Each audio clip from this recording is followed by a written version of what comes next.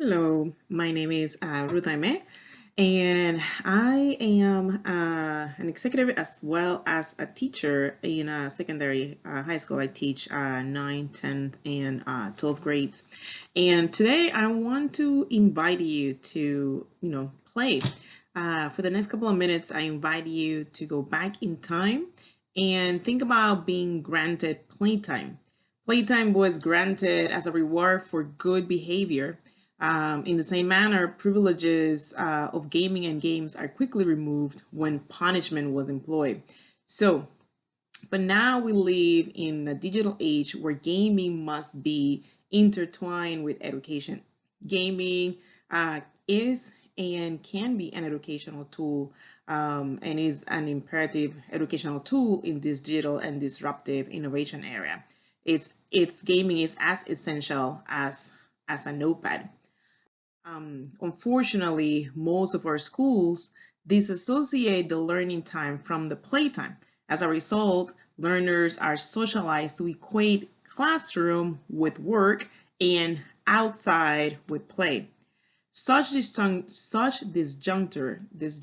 can no longer be taught if we want our digital and modern learners to be successful in the new globalized economy.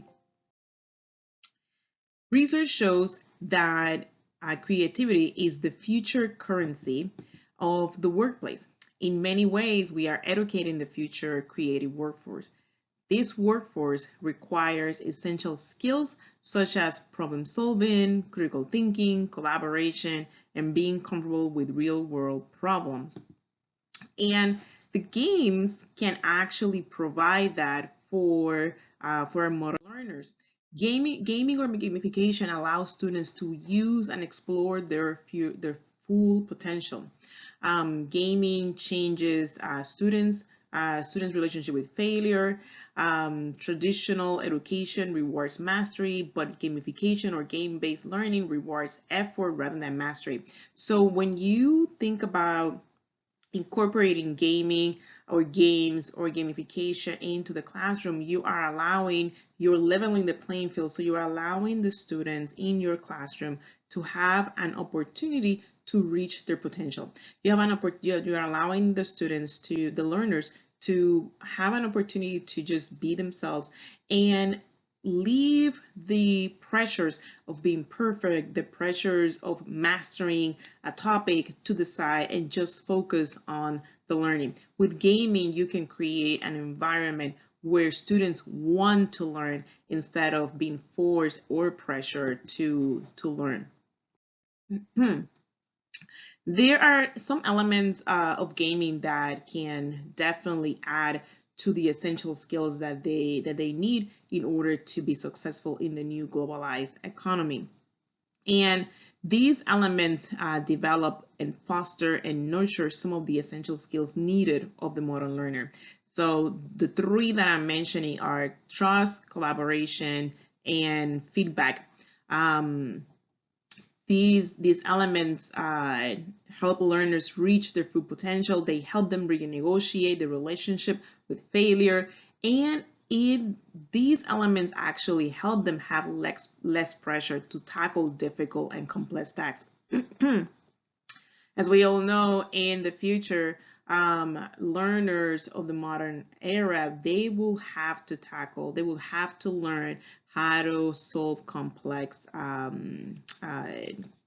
tasks. So therefore, they will have to use elements of creativity, collaboration, trust, and feedback. So we must, as educators, foster an environment where we are teaching them how to tap into those innate skill sets in order for them to be successful in the future. One of the things for gaming is that one of the fears with gaming is that students spend too much time on games, particularly online games. And according to Jane McGonigal, who is an American game designer, she's actually encouraging people to spend more time playing games rather than reduce the game time, because more time playing online games rather than reduce time leads to the discovery and to tackle the world's deepest problems. So I know that for educators of the 20th century, there is a fear of isolation, maybe social disorder, and students becoming antisocial.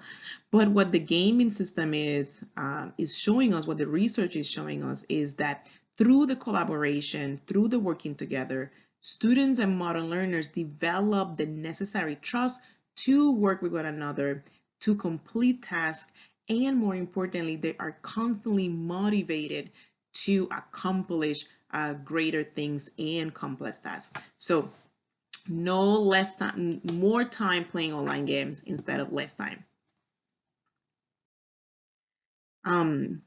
Dr. Cap and in the the Edu Learning infographics, we learned that the gaming industry is a 5.5 billion one. There is about 194 million estimated number of gamers in the US, and the number is increasing.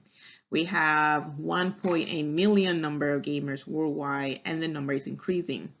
And we know that gamers spend 13 hours average a week playing games, and 97% of the youth in the United States play computer or video games.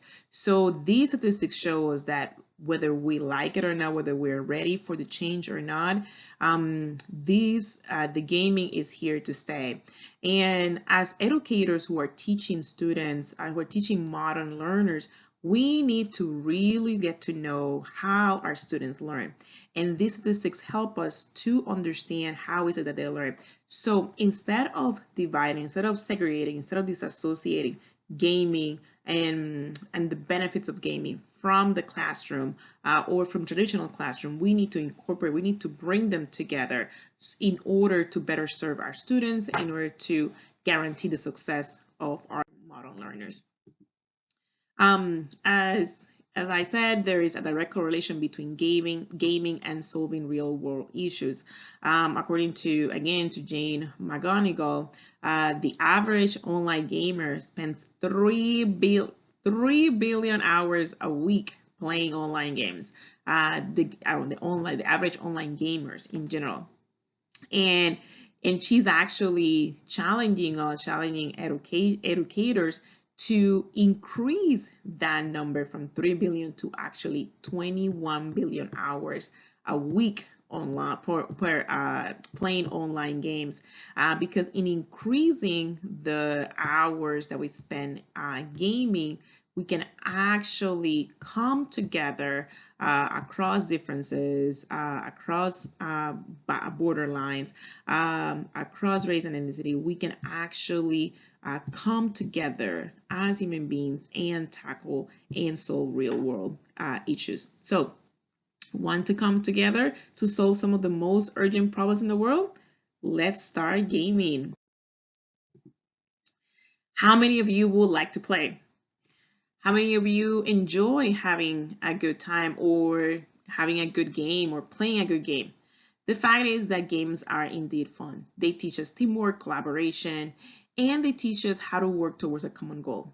Gaming fosters a space to be at ease, to enjoy ourselves and each other. Games keep us engaged. Games sustain us gaming sustains in us a prolonged sense of awe and wonder. Now, I want you to look at some of the pictures here. Look at these faces. The faces of these kids. Some of these faces, they are in awe. They are engaged. They have a zest for learning. They're paying attention. Here, they're in their devices, playing with one another. All of these images tell us that games actually work and actually keep our children, keep our learners engaged. So, wouldn't you want to be one of those people who want to play? See, the classroom, the learning space should evoke these characteristics, these emotions, all the things that we see in these digital images. the classroom, the learning space should facilitate these emotions, these characteristics. As McGonagall said, let's bring gaming principles into the real life and make the world a better place for all of us and for all's sake. So, as an educator, would you want to be a co-creator, co-collaborator, and facilitator? The question for educators is this one. Would you rather be that, or would you rather be a perpetual stumbling block that hampers not just the modern learner educational experience, but the potential of modern learners collectively working together to be and let loose and discover the world's deepest problems? Which one do you want to be? I know that relinquishing control of the classroom can be scary, but we are teaching a generation that is different than us, and they are asking, they're demanding to have a more hands-on education so that they can be the ones helping us, working with us to make this a better place.